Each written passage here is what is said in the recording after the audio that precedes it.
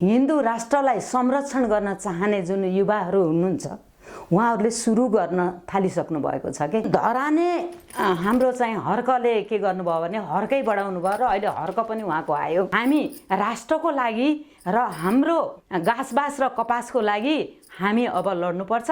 हामी जुटाउन सक्छौँ, हामी चाहिँ हाम्रा पसिना ख्याउन सक्छौँ।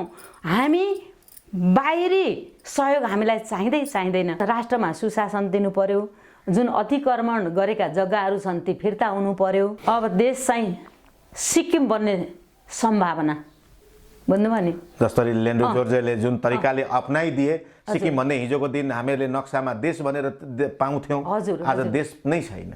हजुर, नक्साबाट नै विलय भयो। त्यो बन्ने सम्भावना चाहिँ हाम्रा यी बहुदलीय व्यवस्थाका अब नेताहरूले भनौँ न, उहाँहरूले चाहिँ त्यो चाहिँ बनाउनु भयो। उहाँहरू अझै पनि अब सुध्रिने भनेर पनि अब खोइ के भनियो भनेको क्या, सुध्रिने कहाँबाट सुध्रिने? औषधि खुवाएर सुध्रिने भयो। पागल भएका भए औषधि खुवाएर सुधार्न हुन्थ्यो। अब दिमाग नभएको भनौँ भने अब जति पनि पैसा सङ्कलन गर्ने र त छाड र म छाड कता लुकाउने र के लुकाउने, किन के गर्ने र कसो गर्ने पनि भएको छ। राष्ट्रलाई कसरी ठुलो बनाउने भन्ने चाहिँ तपस्या हुन्छ उहाँको, मोदीजीको। अब हाम्रो तपस्या के हुन्छ? राष्ट्रलाई कसरी धक्का दिने र नेपालीहरूलाई कसरी रुवाउने, राष्ट्रलाई जोगाउने हो र राष्ट्रियतालाई जोगाउने हो र हाम्रो पहिचान जोगाउने हो भने अब राप्रपा बाहेक अरू विकल्प छैन देशमा। बुझ्नुभयो नि? अब राप्रपा नै हुनुपर्छ र राष्ट्रलाई समृद्धि बनाउने पनि राप्रपा नै हो र राष्ट्रियतालाई जोगाउने पनि राप्रपा नै हो, राष्ट्रको पहिचान जोगाउने पनि राप्रपा नै हो। यो त पृथ्वीनारायण शाहले रचेको देश हो। किनभने हामीले एउटा घर बनाइन्छ, अब हाम्रै छोराछोरीको कुरा गरौँ न, हामीले घर बनाएर दिएको घरभन्दा हाम्रा छोराछोरीलाई आफूले बनाएको घरको चाहिँ माया हुन्छ। किन हुन्छ भन्दा आफूले दुःख गरे हुन्छ, त्यहाँ सबै कुरो थाहा हुन्छ। त्यहाँ कति के कसरी चाहिँ त्यो घर बनाउँदाखेरि कति खर्च लाग्यो, कति दुःख भोग्नु पर्यो, कति पसिना बगाउनु पर्यो।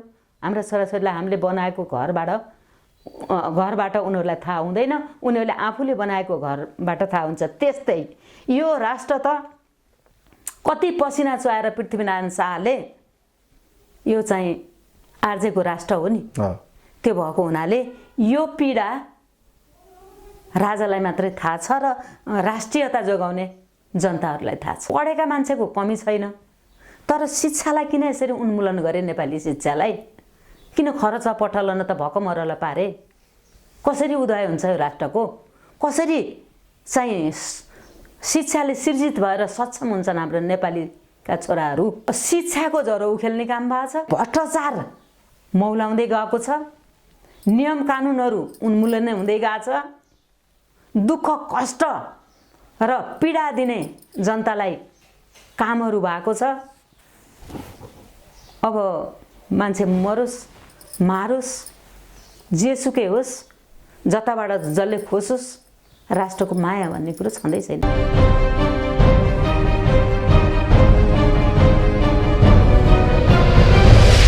दर्शकबिन नमस्कार, म हरिप्रसाद पाठक, तपाईहरु हेर्दै हुनुहुन्छ मेकिङ नेपाल। आज हामीसँग हुनुहुन्छ समाजसेवी, देश र जनताको पक्षमा बुलन्द आवाज दिँदै आउनु भएकी एकजना पक्खर महिला, जो विगत लामो समयदेखि धेरै ठाउँमा धेरै व्यक्तिहरूलाई सहयोग गर्दै देश र जनताको पक्षमा बुलन्द आवाज उठाउँदै पनि आइराख्नु भएको छ।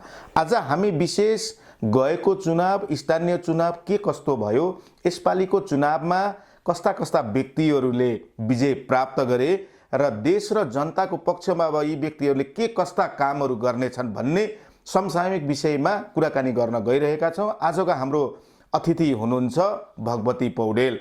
पौडेलजी, हजुरलाई हाम्रो कार्यक्रममा स्वागत छ। नमस्कार। पहिलो प्रश्न त हजुरलाई कहाँबाट मैले सुरु गर्न चाहे भने 2079 साल वैशाख 30 गते नेपालमा स्थानीय चुनाव भयो र लगभग सिद्धि पनि सक्यो। मतदान गरेका व्यक्तिहरूको गनेर आफ्ना आफ्ना पदभार पनि सम्हालिसकेको अवस्था छ। तपाईले यो गएको चुनावलाई कसरी निहाल्नु भयो, अथवा यसपालिको चुनाव धाँधली रहित भयो कि भएन? स्थानीयहरूले आफूले जुन प्रयोग गर्नुपर्ने मताधिकार प्राप्त गरेर स्वतन्त्र तरिकाले हाल्न पाए कि पाएनन्? अब सरकारी तर्फबाट कुरा गर्नुपर्दा अहिलेको चुनावलाई शान्तिपूर्ण नै भन्नुपर्छ र एका दुई ठाउँमा जनता लड्ने भिड्ने काटाकाट गर्ने मारामार गर्ने अब त्यो भयो नै र आफूमा हानाहान हिलो छ्यापाछ्याप काटाकाट मारामार हाम्रा जनताहरूले गर्नुभयो। यो सरकारी तर्फबाट हेर्दाखेरि जे होस् अब यो चुनाव शान्तिपूर्ण नै भन्नुपर्छ अहिलेको चुनाव र हामीले भोग्दै आइरहेको चुनाव पनि हो र यस्ता चुनावहरू हामीले धेरै भोगियो। अब अहिले बहुदल व्यवस्था आएको पनि 30-32 वर्ष भयो। अब यो चुनावहरू सधैँ भोगेको यस्तै चुनाव हो र अहिले पनि भोगियो, शान्तिपूर्णै भन्नुपर्छ। जस्तै तपाईले यही कुरो शान्तिपूर्ण नै भयो, जे होस् हाम्रो जुन बहुदलीय व्यवस्था आएदेखि जुन यिनै तरिकाका चुनावहरू भइराखेका छन्, यही तरिकाको चुनावले निष्पक्ष तरिकाले चुनाव भए जस्तो लाग्छ कि लाग्दैन तपाईलाई? किनभने अहिले त डिजिटलको सञ्चार आइसकेको छ, विभिन्न सफ्टवेयर आइसकेको छ, कस्तो लाग्छ तपाईलाई?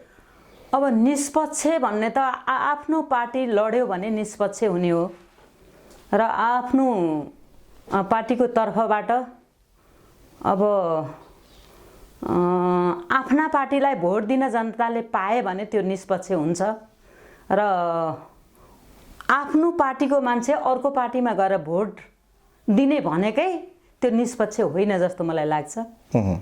र जुन भोट जहाँ खस्न पर्ने हो, जनताको भोट जसलाई दिन पर्ने हो, त्यो भोट चाहिँ परे जस्तो मलाई लागेको छैन।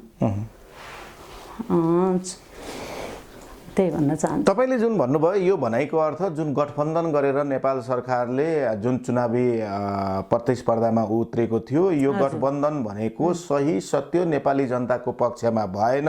उनीहरूले जुन पार्टीलाई रोजेर भोट दिने अधिकार थियो त्यो पाएनन् र विभिन्न पार्टीका दलका नेताहरूले करकाप गरेर तैँले फल्नालाई दिनै पर्छ, चिल्नालाई दिनै पर्छ भन्ने जुन एउटा भावना त्यहाँनिर आयो, यसले चाहिँ हाम्रो लोकतन्त्र गणतन्त्र सही बाटोमा गएको छ भन्ने तपाईलाई लागेन? लागेन। किन होला? अब त्यही अब जुन गठबन्धन बन्यो त्यो हाम्रो सरकार बनाउने बेलामा बन्ने गठबन्धन हो। अब सबै पार्टीका अब उम्मेदवारहरू मिलेर एउटा चाहिँ राज्यको नीति निर्माण गर्ने र निष्कर्ष निकाल्नको लागि बन्ने सङ्गठन जुन थियो, गठबन्धन थियो, त्यो चाहिँ गठबन्धन आफ्नो कुर्सीको लागि भइदियो र यो सरसर्ती हेर्दाखेरि अलि निराशातिर गएको पनि देखिन्छ। तपाईले यो कुरो भन्दै गर्दाखेरि यहाँ त कतिपय ठाउँमा हामीले धेरै ठाउँमा सर्वेक्षण अलिअलि गरेका थियौँ, त्यहाँनिर के पनि नेपाली जनताहरूसँग हामीले गुनासो पायौँ भन्दाखेरि स्थानीय चुनाव भनेको स्थानीय स्तरको जसले जुन व्यक्तिले त्यो स्थानमा योगदान पुगाएको छ त्यसलाई एउटा जनप्रतिनिधि भनेर छान्नु पर्ने ठाउँमा ठुला दलहरूले जसलाई चाहे त्यसलाई टिकट दियो भन्ने पनि एक प्रकारको भनाइ हामीले बजारमा पाएका थियौँ। यसमा सत्यता छ कि छैन? स्थानीय चुनाव चाहिँ कस्ता व्यक्तिले जनप्रति भएको भए चाहिँ स्थानीय स्तरका जनताले न्याय पाउँथे जस्तो लाग्छ तपाईलाई? जस्तै स्वतन्त्र व्यक्ति भएको भयो भने स्थानीय व्यक्तिले चाहिँ न्याय पाउने थियो र अब काठमाडौँको चुनाव स्थिति हेर्दाखेरि अहिले बालेन शाह निष्पक्षबाट आउनुभएको छ, स्वतन्त्रबाट उहाँ आउनुभएको छ। स्वतन्त्रबाट आउने जुन उम्मेदवार हुनुहुन्छ उहाँले विजय पनि प्राप्त गर्नुभएको छ र उहाँको जुन स्वतन्त्रबाट आएको हुनाले देश र जनताको लागि त्यहाँ भएका कसैलाई चाहिँ पक्ष र विपक्ष नगरिकन सबैलाई माया गरेर जनताका कामहरू गर्नुहुन्छ र उहाँ चाहिँ सोसियल र इन्जिनियर स्ट्रक्चर इन्जिनियर भएको कारणले पनि उहाँले चाहिँ काठमाडौँ महानगरपालिकालाई अवश्य पनि संसारको स्वर्ग बनाउनुहुन्छ जस्तो मलाई लाग्छ। उहाँले भन्नुभएको पनि छ भन्ने हल्ला पनि आएको छ र त्यो कुरा एकदम साँचो हुनसक्छ। उहाँको डिजिटल माइन्ड पनि छ, मैले डिजिटलको कुरा पनि गरेका थिएँ। उहाँले यो चाहिँ एक त स्वतन्त्रबाट हुनुभएको हुनाले जनताका काम पनि हुन्छन्। अर्को कुरा डिजिटल माइन्ड उहाँको भएको हुनाले, डिजिटलबाट काम गर्ने भएको हुनाले यो भ्रष्टाचार मुक्त र सुशासनको काम पनि उहाँले गर्नुहुन्छ जस्तो मलाई लाग्दछ। र यस्ता युवाहरू, मैले पहिला पनि भनेको थिएँ, यस्ता होनहार युवाहरू हाम्रो नेपाल देशमा छन्। पिछाडिएका छन् कोही भने, अहिले टुसा पलाउन थाले। अब यिनै होनहार यी विद्वान हाम्रा चाहिँ युवाहरूले राष्ट्र, बालेन शाह जस्तै युवाहरूले राष्ट्र हाँक्नुभयो भने यो देशमा भ्रष्टाचार उन्मूलन हुन्छ र जनताले पनि न्याय पाउँछन् भन्ने चाहिँ मलाई लागिरहेको छ। त्यसरी नै ठाउँ ठाउँमा, नेपालको अधिराज्यको ठाउँ ठाउँमा हेर्दाखेरि अहिले हाम्रा राप्रपाको तर्फबाट पनि अब जस्तै धराने युवा आउनुभएको छ। अब उहाँले चाहिँ देखाएको जुन राष्ट्रभक्ति छ, त्यो राष्ट्रभक्तिलाई चाहिँ जनताहरूले सम्मान। धरानेका अहिले जुन मेयर साहब हुनुहुन्छ, जो हर्क साम्पाङ राईजी हुनुहुन्छ, उहाँ पनि स्वतन्त्रबाट जित्नु भएको व्यक्ति हो। स्वतन्त्रबाट, म स्वतन्त्रकै कुरा गरेको छु। त्यही त मैले भन्न खोजेको। जस्तै उहाँले त काम पनि सुरु गरिसक्नु भयो। मेरो लक्ष्य भनेको 10 वर्षदेखि धराने जनतालाई पानी खुवाउने लक्ष्य हो। म त्यसमा एकदमै आफ्नो जति पनि मेरो पहुँच र पावर चल्छ त्यहाँसम्म म धराने जनतालाई न्याय दिनेछु भनेर जसरी उहाँ अग्रसर भइसक्नु भयो। यतापट्टि तपाईँले हेर्ने हो भने जनकपुरमा पनि स्वतन्त्र उम्मेदवारले जितेको छ, उतापट्टि धनगढीमा पनि स्वतन्त्र उम्मेदवारले जहाँ जहाँ जित्नु भएको छ उहाँहरूले काम सुरु गरिसकेको अवस्था छ। तर जुन पार्टीका नेताबाट उठेका जति पनि ठाउँका प्रतिनिधिहरू छन्, खासै हामीले यसरी मिडियामा काम गरेको देख्न पाइराखेका छैनौँ। यो स्वतन्त्रले चाहिँ किन यस्तो गरिरहेछ र काम अहिले देख्न पाइराखेको छ, अथवा पार्टीबाट आएका व्यक्तिको किन नदेखिए जस्तो लाग्छ तपाईँलाई? हजुर, त्यही त राष्ट्रप्रेमी, राष्ट्रभक्ति भन्छ क्या त्यसलाई। राष्ट्रभक्ति जसले चाहिँ राष्ट्रप्रति भक्ति, जस्तै हाम्रो हिन्दू राष्ट्रप्रति जुन भक्ति हुनुहुन्छ नि, हिन्दू राष्ट्र हाम्रो एउटा पहिचान हो नि।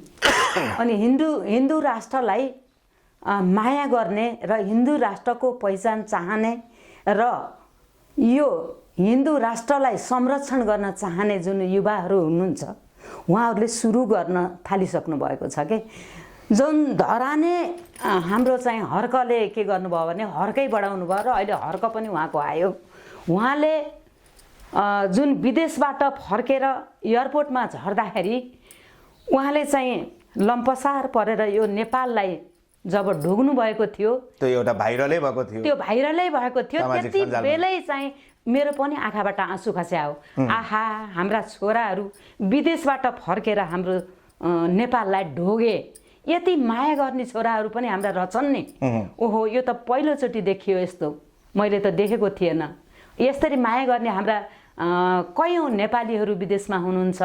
विदेशमा हन्डर खाएर, विदेशको भावना त उहाँले बुझ्नु भएको छ नि हर्कले, किनभने उहाँ विदेशमा बसेर नाना हन्डरहरू कष्टहरू खाएर विदेशको खाडीमा उहाँ चाहिँ नेपालमा अफगानिस्तान र इराकमा उहाँ बसेर आउनुभयो। हजुर, बसेर आउनुभयो। त्यस्ता ठाउँमा, त्यो प्रचण्ड गर्मी भएका ठाउँमा बसेर आफ्नो जिउलाई डढाएर दुःख गरेका ती दुःखहरू सम्झेर ओहो, मैले त यस्तो दुःख आफ्नो देशमा गर्न सकेँ भने त आफ्नो देशको पसिना आफ्नै देशमा खस्छ र आफ्नो देश बन्छ नि भन्ने एउटा सोच बोकेर उहाँ आउनुभयो नि। उहाँ आउनुभयो जनता र राष्ट्रको लागि भनेर उहाँ आउनुभयो। एक चाहिँ उहाँले ढोग्नुबाट पनि जनताहरू प्रभावित भए। अर्को कुरा के भइदियो त भन्दाखेरि उहाँले गरेका सामाजिक कार्यहरू, जुन ठाउँमा पानी थिएन, पानीको लागि पहल गरिराख्नु भएको छ, काम गर्न सुरु गर्नुभएको छ। त्यहाँ दुखेका घाउमा मलाम लगाउनको लागि उहाँ अगाडि बढ्नुभएको छ। त्यो राष्ट्रप्रेमी, किन उहाँ राष्ट्रप्रेमी हुनुभयो भन्दा अहिले मलाई अचम्म लाग्दछ देख्दाखेरि। यसो चाहिँ यो राष्ट्रप्रेमी फेरि उहाँ हिन्दू हुनुहुँदो रहेछ। हिन्दू राज्य चाहिन्छ हामीलाई, र हिन्दूको पहिचान भनेको हिन्दू राष्ट्र हो। यो धर्म को कसैले पनि विरोध नगरोस्, यो धर्मलाई कसैले पनि अहङ्कार नगरोस्, धर्मको नाउँमा हाम्रो धार्मिक स्थलका जुन जायज यथाहरू छन् ती अरू धर्मले नखोसुन्, विभिन्न किसिमका कुराहरू छन् के यहाँ, बुझ्नुभयो नि। हाम्रो देश एमसिसीका कुराहरू छन्। एमसिसी अब यस्तो चाहिँ सार्वजनिक चौरहरू जुन चाहिँ जनताका छोराछोरीहरू खेल्न पाउने, हाँस्न पाउने, नाच्न पाउने, गाईहरू चर्ने एउटा गौचरहरू थिए, ती पनि खोसिन थालेका छन्, अतिक्रमण भएका छन्। र यो धार्मिक स्थलहरू पनि अतिक्रमण भएका छन्, भइराखेका छन्। अनि गुठी छन्, काठमाडौँका गुठी पनि अतिक्रमणै हुन थालेका छन्। र हरेक कुराले नेपाली जनताको चित्त दुखाएको छ के। अनि भएका राष्ट्रमा भएका सार्वजनिक कुराहरू अतिक्रमण हुँदै जानु र एमसिसी पास गर्नुलाई नेपाली जनताहरूले उहाँहरूले चाहिँ एकदमै चाहिँ ओहो अब राष्ट्र पनि बेचेर कसैले खाइदिने हुन् कि भनेर चाहिँ उहाँहरू तर्सेको अवस्था थियो र जनताहरूलाई त्यसरी नै उहाँहरूले यसरी सम्झाउँदै हिँड्नु भएको थियो। अब नेपाली जनताहरू यसरी बसेर हुँदैन, हामी राष्ट्रको लागि र हाम्रो घाँसबास र कपासको लागि हामी अब लड्नुपर्छ, हामी जुटाउन सक्छौँ, हामी चाहिँ हाम्रा पसिना ख्याउन सक्छौँ, हामी बाहिरी सहयोग हामीलाई चाहिँदैन भनेर अहिले हिन्दूका युवाहरू, हिन्दू राष्ट्रलाई माया गर्ने युवाहरू जागेर हिँडेको अवस्था छ के नेपालमा। अनि त्यो भएको कारणले अलिकति हिन्दू धर्मावलम्बीहरूको अब चाहिँ यो चाहिँ शान्तिको टुसाहरू उम्रिन पनि थालेको छ। र अब राष्ट्रले पहिला पञ्चायत चाहिँ त्यति राम्रो शान्त थियो, त्यति बेला जनताले त्यो पनि राम्रो भएन भनेर फाले, 30 वर्ष पञ्चायत काल फाले, 30 वर्ष बेहोरे, त्यति शान्त देश हुने बेलामा पनि भनेदेखि अहिले चाहिँ अब अलिकति जनताले मन नपराएको व्यवस्था 32 वर्षसम्म टिको र अब हामीले गर्नुपर्छ भनेर ठाउँबाट जनताहरू, राष्ट्रप्रेमी जनताहरू जागिरहेको मैले देखेँ। र यही कुराहरू अब दलीय व्यवस्थाका हाम्रा साथीहरूले पनि सिक्न पर्ने आवश्यकता मैले ठान्दछु। अब राष्ट्रको लागि काम गर्नुपर्छ, राष्ट्र भएन भने जनता रहँदैन, जनता भएन भने कसको लागि शासन गर्ने, त्यो कुरा बुझ्न आवश्यक छ। त्यही त एउटा अचम्मको कुरा। अर्को मैले एउटा प्रश्न हाम्रो हर्क साम्पाङकै प्रश्नमा मैले प्रश्न जोड्न चाहेँ। जतिखेर उहाँ चुनावी मैदानमा लड्दै गर्दा उहाँको अगाडि पछाडि कोही देखिन्थेन, एउटा टेम्पूमा माइक लगाउनुहुन्थ्यो, ठाउँमा गएर एक्लै भाषण गर्नुहुन्थ्यो। तर चुनावी माहौलमा आउँदा उहाँ जित पक्षमा उहाँ जानुभयो, 5000 भन्दा बढी मतले प्रतिपक्षलाई हराउन सफल हुनुभयो। यो के कारणले यस्तो भयो होला जस्तो तपाईलाई लाग्छ, बताइदिनु त एकचोटि। किनभने अचम्मको जित हो, त्यहाँनेर काङ्ग्रेस, कम्युनिस्ट, माओवादीले त्यत्रा माहौल बनाएका थिए, त्यत्रा तपाईलाई आफ्ना कार्यकर्ताहरू परिचालन गरेका थिए। हर्क सामाङले त उहाँको भनाइअनुसार मेरो जम्मा 1 लाख जतिसी खर्च भयो होला, त्यहाँभन्दा उपरान्त मेरो भएन भन्ने कुरो हुँदै गर्दा र त्यो जुन जित हेर्दै गर्दा बालिन शाहको पछाडि त सयौं हजारौं युवा थिए, उहाँसँग त 10 जना युवा पनि थिएन, तर पनि उहाँले जित्नु भयो। के लाग्छ तपाईलाई, त्यो कसरी सम्भावना भयो, कसरी त्यहाँका जनताले आज हर्क साम्पाङलाई चकित पार्दे? हजुर त्यही त। अब पैसा, मैले पहिला पनि हजुरलाई भनेको थिएँ, यो पैसाले मान्छेलाई किनेको जुन चाहिँ तन्त्र छ नि, त्यो तन्त्र काम लाग्दैन र जनताले त्यसलाई एक्सेप्ट गरेका पनि हुँदैनन् भित्री मनले। बुझ्नुभयो नि। उनले सुको खर्च गरेनन्, भाषणले पनि केही भएन भन्ने कुरा जनताहरूले बुझिसकेका छन् र उनले सुको खर्च पनि गरेनन्। अब यिनले चाहिँ बल्ल गर्छन्, अब महँगी पनि बढ्ने भएन। उनले चाहिँ उनी चाहिँ उम्मेदवार भइदिए, उनले जिते भनेदेखि अब यहाँ सुको खर्च पनि हुँदैन, महँगी पनि बढ्दैन, सुको खर्च नगरेर पनि चुनाव जित्न सकिँदो रहेछ भन्ने एउटा ज्वलन्त उदाहरण पनि बनाउनु भयो क्या उहाँले। बुझ्नुभयो नि? त्यो भएर नेपाली जनताले यो कुरालाई सिक्नुपर्ने आवश्यक छ क्या। अब भ्रष्टाचार उन्मूलन गर्ने तरिका यो पनि हो कि यो पनि एउटा माध्यम हो। यो पनि एउटा माध्यम हो। उहाँले जुन चुनाव चाहिँ 2 सुका खर्च नगरिकन 1 लाख आफ्नो तर्फबाट खर्च गर्नुभएको छ। उहाँले सरकारी धिकुडी त रित्ताउनु भएको छैन नि। त्यो भएर आफ्नो तर्फबाट खर्च गर्न सक्ने मान्छेले कसैले अलिअलि गरोस् हैन, तर सरकारको धिकुडी रित्तो बनाएर जनतालाई कुल्चिएर, जनताको छातीमा कुल्चिएर, जनतालाई दुःख दिएर, हरेक महँगीको चपाटोमा पारेर चुनाव जित्नु भनेको यो चाहिँ अलिकति अब यो चाहिँ नपच्ने कुराहरू हो के। त्यो भएर उहाँ चाहिँ मलाई के लाग्छ भने नेपालको ज्वलन्त एउटा उदाहरण हो के।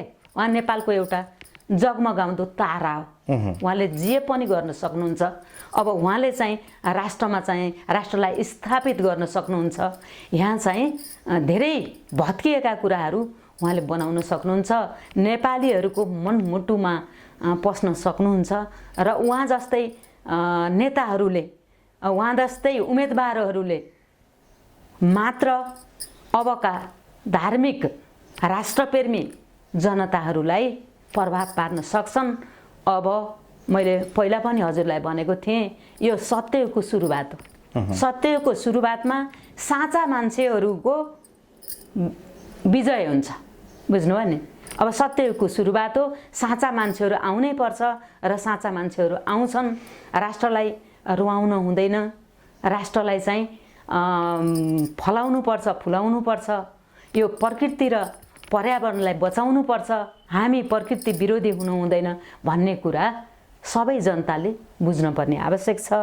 र उहाँ जस्ता वीर भन्छु के भने जसले भाषण पनि गरेका छैन, जसले राज्यको ढिकुडी खर्चिएको पनि छैन, जसले नचाहिँदा शब्द पनि नचाहिँदा शब्द कसैलाई नराम्रो शब्दहरू पनि खेती गरिएको छैन। किनभने राजनीतिक दलका व्यक्तिहरूले त आज नेपाली जनतालाई भ्रमका खेती गरेर यो 32 वर्ष बिताए नि त। एउटाले अर्कालाई चाहिँ दोष दिएर, अब एउटाले अर्कालाई दोष दिने, अब यो राष्ट्रलाई बनाउनको लागि के गर्नुपर्छ त नि भन्ने सल्लाह हुँदैन त्यहाँ। अब कहाँ यति चाहिँ पैसा छ, यो बसेर कसरी बाँडेर खाने। अब त्यस्ता कुरामा चाहिँ अब कसरी चाहिँ कहाँबाट के आउँछ भन्ने कुरा मात्रै, आफ्नो लागि मात्रै काम गर्ने, जनताको लागि कामै नगर्ने। आज जसरी उहाँले भनिराख्नु भएको छ, म मेयर हुने बित्तिकै म आफ्नो सवारी साधनहरू त्यसरी सरकारी सवारी साधन युज गर्दिनँ। मसँग एउटा थोत्रे मोटरसाइकल छ, त्यसैलाई म युज गरेर नेपाली जनताको घर घरमा पुग्नेछु। समस्या के छ म बुझ्नेछु। मैले चिल्लो गाडीमा कालो सिसा भएको गाडीमा हिँडेँ भने खाल्टा खुल्टी छ कि छैन होइन, त्यसपछि तारहरू तल झरेका छन्। हेर्नु त उहाँको हजुर लाखौँको करोडौँको फ्युल खर्च गर्ने हाम्रा उम्मेदवारहरूले त्यो कुरालाई मनन गरे हुन्छ क्या। बुझ्नुभयो नि?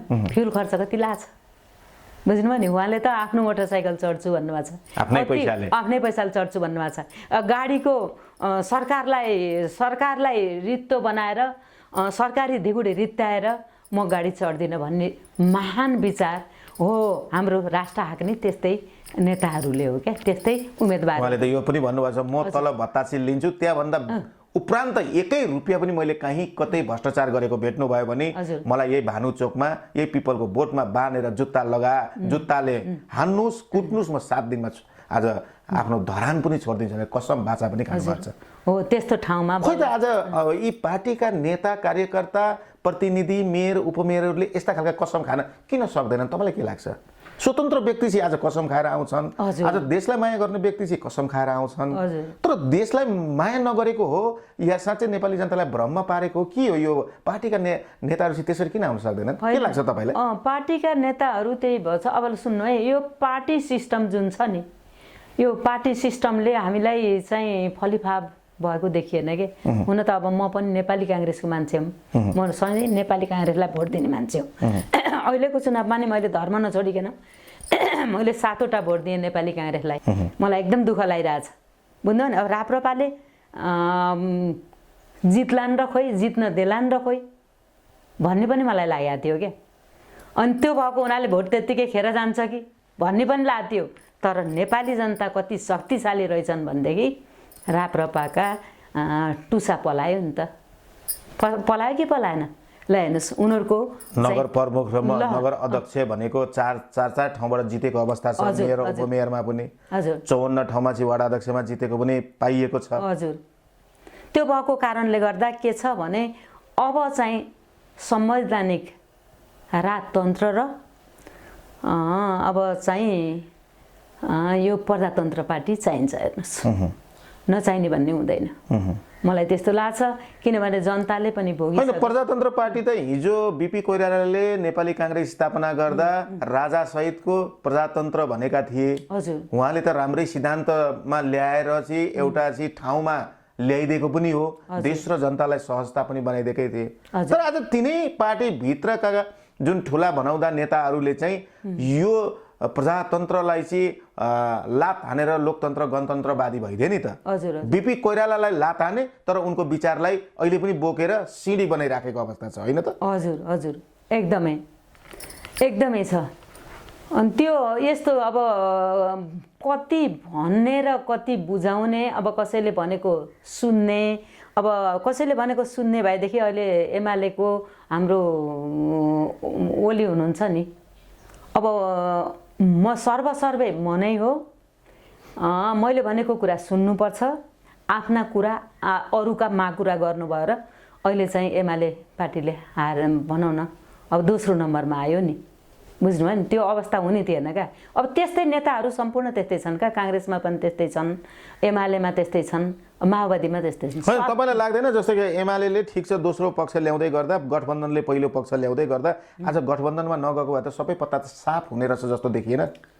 पत्ता साफ भन्दा पनि पहिलो पार्टी त एमाले नै हुन्थ्यो। यो पत्ता साफ भन्दा नि कस्तो हुन्छ भन्नुहुन्छ भने यो गठबन्धन भनेको यो उसको प्लास्टिकका भाँडा, फुटेका भाँडाहरू हुन् क्या। कहिले फुट्ने, कहिले जुट्ने, कहिले रिपेयर गर्ने। त्यो गठबन्धन भनेको त्यही हो। आज देखियो नि प्रचण्डज्यूले आज मेरो छोरीले जितिन भने देश दुर्घटनामा जान्छ भन्दा आज छोरीलाई जिताए पनि। हजुर। निष्पक्ष तरिकाले उहाँले त्यो ठाउँमा काम गर्नु भएको भए हजुर उहाँले गठबन्धनमा जानुपर्ने आवश्यकतै थिएन। सिङ्गल लडेर पनि जित्नुहुन्थ्यो। साँच्चै जनताको मन जित्नु भएको भए आज जसरी हर्क सामकाङले जित्नुभयो, जसरी गोपी हमालले जित्नुभयो, आज यहाँ बालेन शाहले जित्नुभयो। हजुर, होइन र? हो, आफ्ना भनौँ न देश र जनताको चित्त नदुखाएका भएर आफ्नै पार्टीको पनि चित्त नदुखाएका भए अब आफ्नो पार्टीका मान्छेहरूलाई पनि अब यी आफ्नै हुन् भनेर चाहिँ आफ्ना कुरा अरूका माकुरा गर्ने प्रवृत्ति नभइदिएका भए अब एमाले पार्टी पहिलोमा आउँथ्यो होला जस्तो मलाई लाग्छ के। आउँथ्यो जस्तो लाग्छ।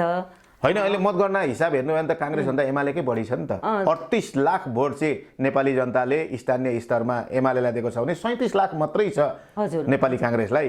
त्यसको मूल्याङ्कन गर्ने त नम्बर 1 पार्टी त एमाले नै देखिएन नि हामीहरूले। एमाले नै देखियो। अब राष्ट्रप्रेम त्यो हिसाबले त भोलिको केन्द्रको चुनावमा त नेपाल अटोमेटिक नम्बर 1 देखि हुन्छ भन्ने सबैले आकलन गरिराखेका छन्। हजुर हजुर, किनभने स्थानीय चुनाव हो त त्यो आकलन पनि हुन्छ एउटा, होइन र? हजुर।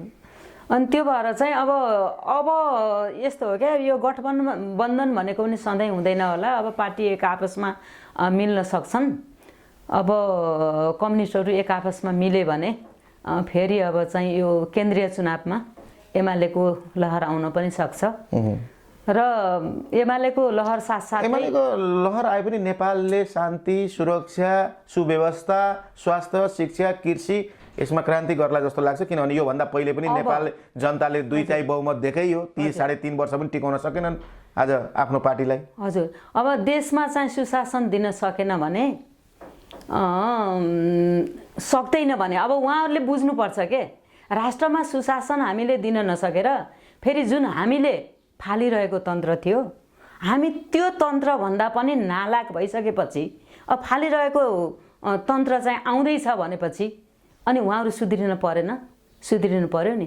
राष्ट्रमा सुध्रिने ठाउँ छ उहाँहरूको। राष्ट्रमा सुशासन दिनु पर्यो। जुन अतिक्रमण गरेका जग्गाहरू छन् ती फिर्ता हुनु पर्यो। त्यो आज हेर्नुहोस् न सांसद भवनभित्र लडाइँ हुँदैछ। अब हिजो उहाँ 3.5 वर्ष हुँदाखेरि लिपुलेक र लिपुयोदराको कुरा नगर्ने, आज विपक्षमा रहँदाखेरि चाहिँ तिमीहरूले लिपुलेक र लिपुयोदरा ल्याउने कि नल्याउने भनेर चाहिँ ओलीजी उफ्रिँदै हुनुहुन्छ। त्यो लाजा मर्दो भनेको त्यो हो के फेरि आफ्नो पालोमा केही नगर्ने, आफ्नो पालामा केही नगर्ने, अर्काको पालोमा आएर चाहिँ सबै थोक देख्ने, सबैले त्यही गरे आन् फेरि। अब त्यो के गर्छन् यिनीहरूको त यो एउटा नेपाली जनताले कति भ्रममा पारिराखेका छन् है। हजुर मैले चाहिँ यसो आवाज उठाइराखेको छु भन्ने, आफू सरकारमा हुँदा केही नगर्ने।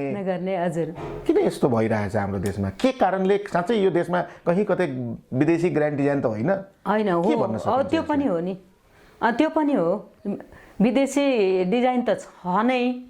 हेर्नुहोस्, अब देश चाहिँ मैले पहिला पनि भनेको थिएँ, अब देश चाहिँ सिक्किम बन्ने सम्भावना, बुझ्नुभयो नि? जसरी लेन्डो जोर्जेले जुन तरिकाले अप्नाइदिए सिक्किम भन्ने, हिजोको दिन हामीहरूले नक्सामा देश भनेर पाउँथ्यौँ, आज देश नै छैन।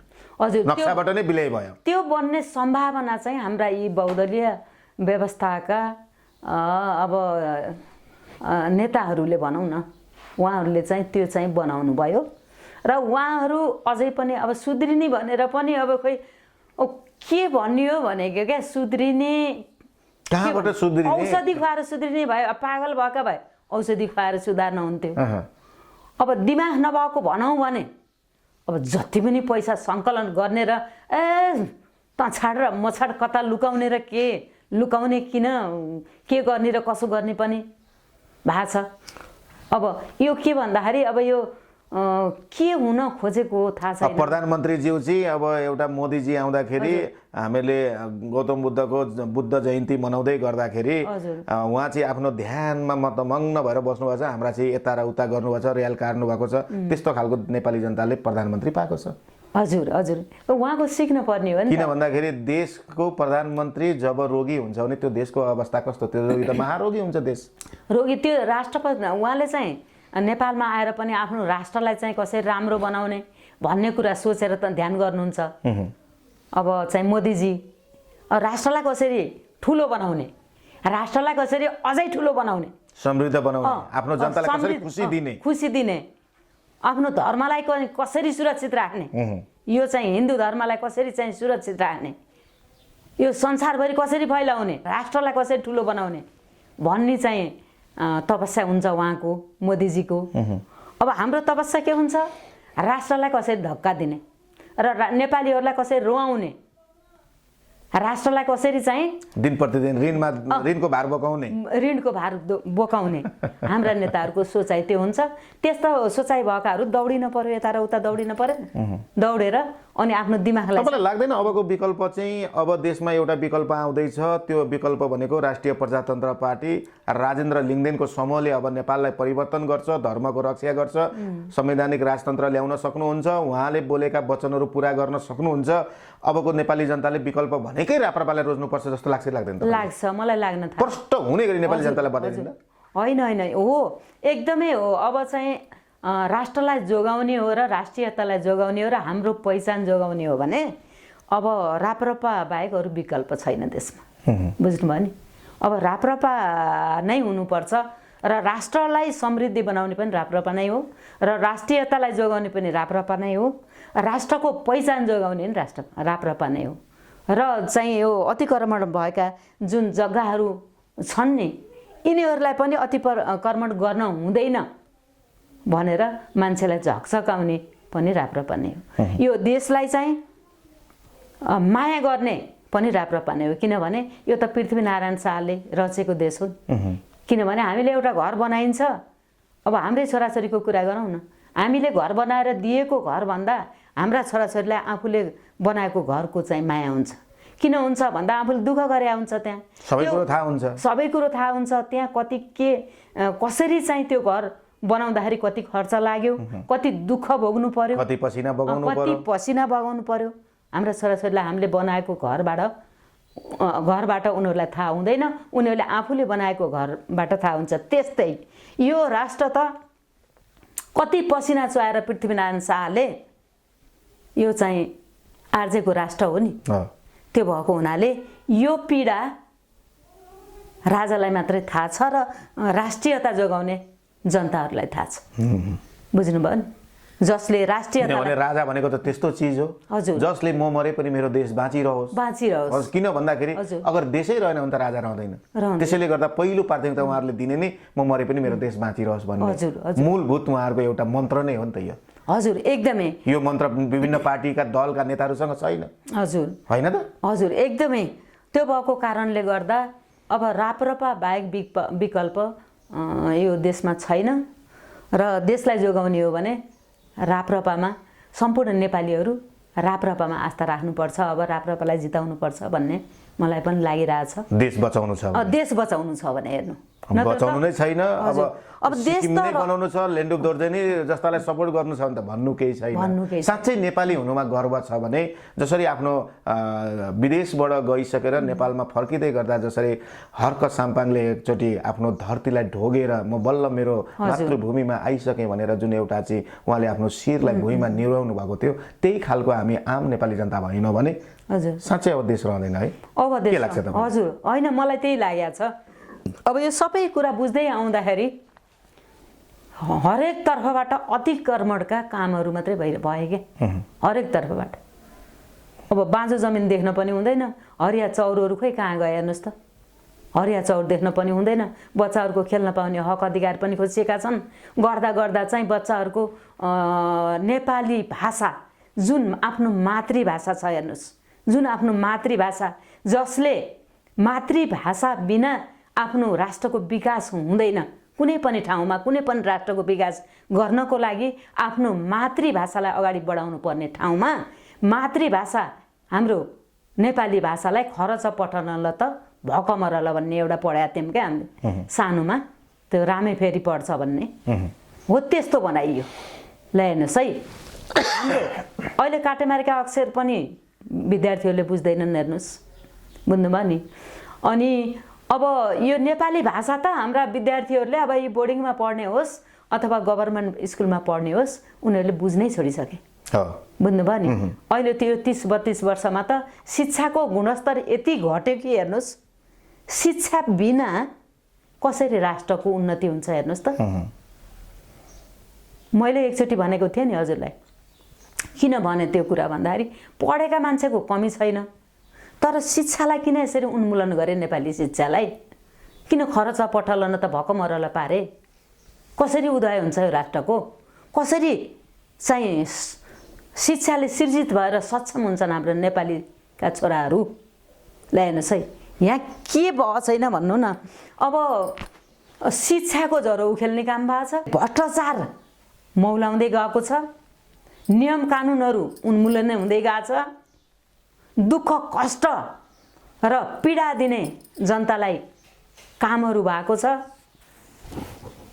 अब मान्छे मरोस् मारोस् जेसुकै होस्, जताबाट जसले खोसोस्, राष्ट्रको माया भन्ने कुरो छँदै छैन क्या।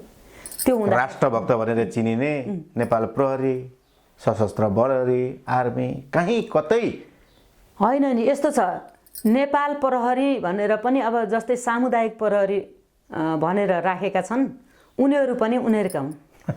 अनि त्यहाँ चाहिँ गुन्डा पालेका छन्, उनीहरूकै छन्, बुझ्नु नि। पुलिस प्रहरी प्रशासन छन्, ती पनि उनीहरूकै छन्। एक त गुन्डाको संरक्षण पनि प्रहरीले नै गर्छ, सेनाहरू पनि उनीहरूकै छन्।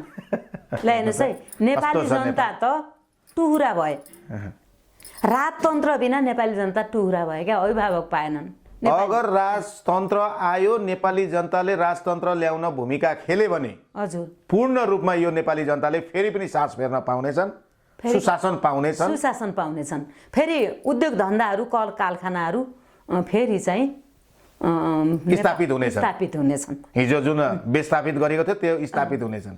जुन चाहिँ विस्थापित गरिएको थियो, अतिक्रमण भनौँ न, त्यो पनि त अतिक्रमण विस्थापित यिनीहरूले सिद्ध्याएका त हुन्। हजुर, अब जुन चाहिँ उद्योग धन्दाहरू छन् विस्थापित गरे छन् र यहाँका कर्मठ नेपाली वीर नेपालीहरू यहाँ पसिना चुहाएर राष्ट्रको विकास गर्नुपर्ने ठाउँमा उहाँ चाहिँ विदेशका भोगी नसक्न चाहिँ गर्मीमा त्यहाँ गएर चाहिँ आफ्ना पसिना चुहाएका छन्। आफ्नो यो देशमा हुर्केका पसिना यही देशमा चुहाउन पाएदेखि मातृभूमिलाई पनि आनन्द लाग्थ्यो, तर यो देशमा पसिना चुहाउन नपाएर उनीहरू चाहिँ यहाँ भयो लाखौँ जनताले नोकरी पाइरहेको थिए नि त पञ्चायतका बेलामा।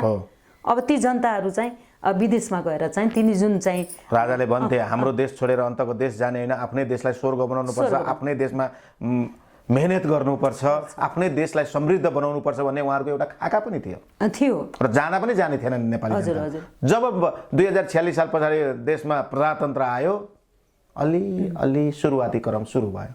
गर्दै गर्दा त 62-63 को आन्दोलनले त सब पनि जाओ भन्ने बनायो होइन।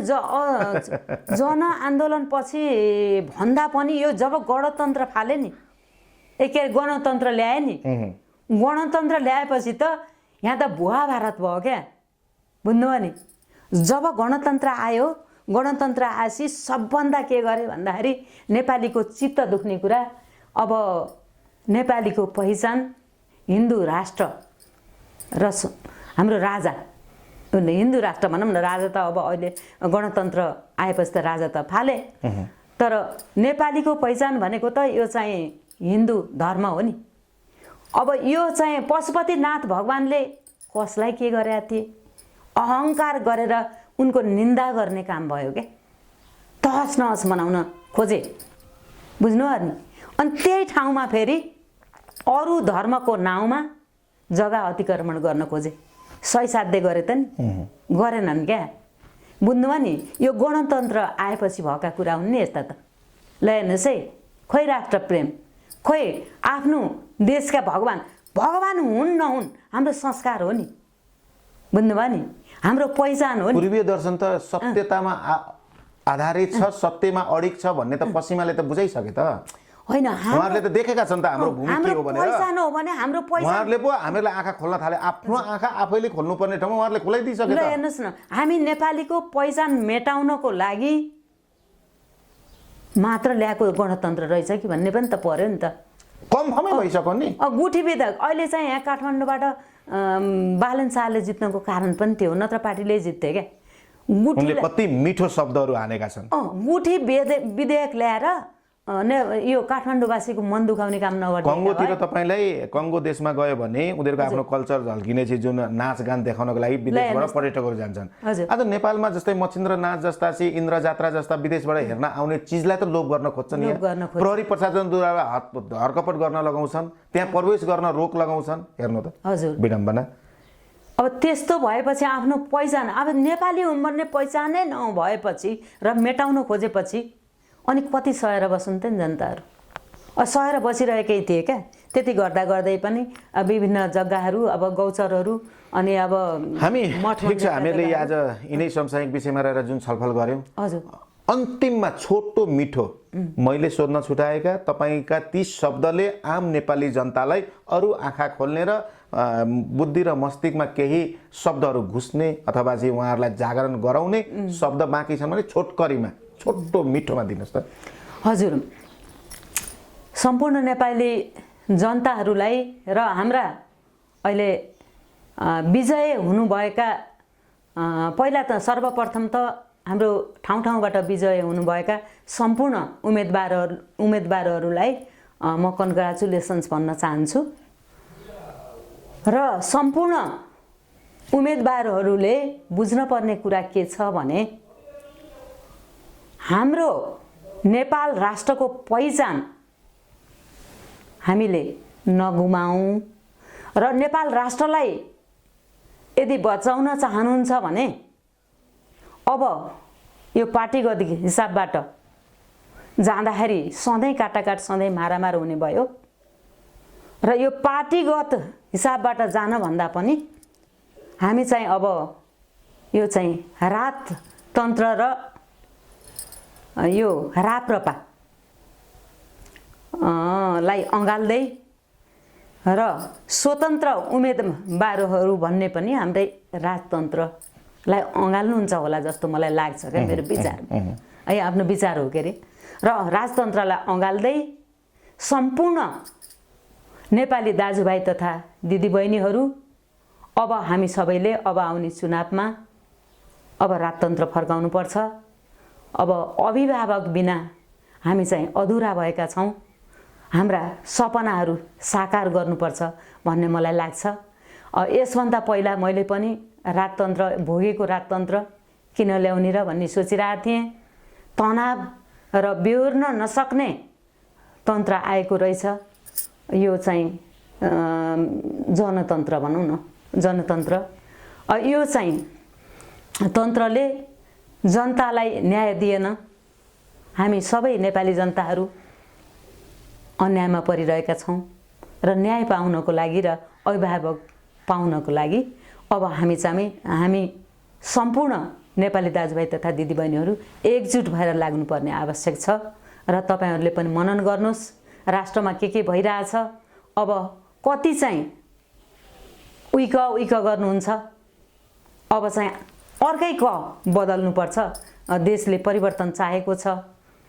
अब युवा र धर्म र संस्कारको खोज गर्नुपर्ने आवश्यक छ।